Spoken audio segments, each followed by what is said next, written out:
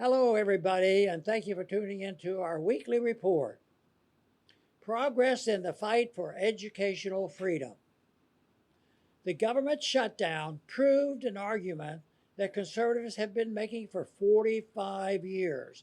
The U.S. Department of Education is mostly a pass-through for funds that are best managed by the states. The most significant thing about this statement in a November 16 USA Today editorial is not its substance. As the editorial's author points out, the argument presented is not new. The most significant thing about the statement is that its author is Education Secretary Linda McMahon. Unlike many in D.C., Secretary McMahon backs up her words with action. She is dismantling the Department of Education, fulfilling one of President Trump's campaign promises. Since President Trump and Secretary McMahon cannot close the department in absent authorizing legislation that appears unlikely to pass in the current Congress. Secretary McMahon is gutting the department by transferring responsibility for most of its function to other parts of the government. Secretary McMahon has moved to the Labor Department the Office of Elementary and Secondary Education, which administers 27 K through 12 grant programs, and the Office of Post-Secondary Education, which administers 14 programs aimed at helping college students, as well as several other programs. The Interior Department will manage the Indian Education Program, while the State Department will manage the Federal Foreign Language Education Program. The Department of Education will, for the time being, ensure schools are complying with federal civil rights laws. Spreading education programs among several different departments may reduce spending. For example, it could spur Congress to stop wasting millions of dollars a year on public relations for the Education Department. However, it does not necessarily reduce federal involvement in education. Therefore, those of us committed to restoring control over education to local communities must continue to advocate for eliminating all federal education programs.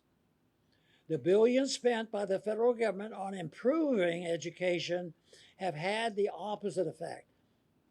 According to the National Assessment of Educational Progress, 72% of American 8th graders are below proficient in math, and 70% are below proficient in reading.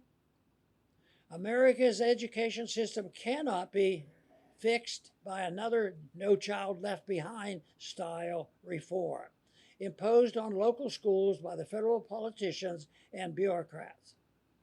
Instead, the only way to fix American education is to restore control to local communities, school boards, and most of all, parents.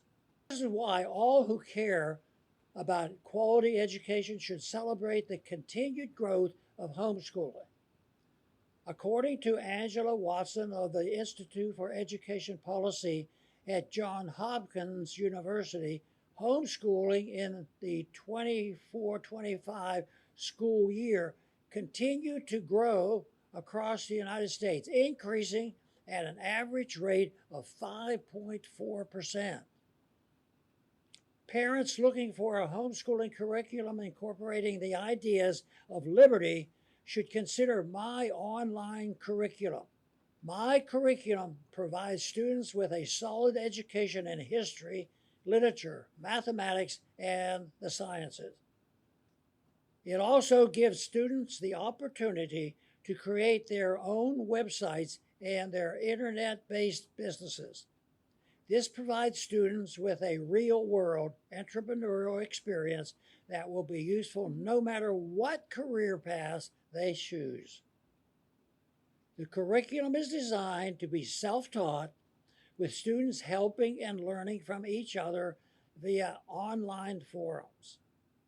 Starting in the 4th grade, students are required to write at least one essay a week. Students also take a course in public speaking. The curriculum emphasizes the history, philosophy, and economics of liberty, but it never substitutes indoctrination for education. The goal is to produce students with superior critical thinking skills. If you think my curriculum may meet the needs of your child, please visit www.ronpaulcurriculum for more information. Thanks for listening.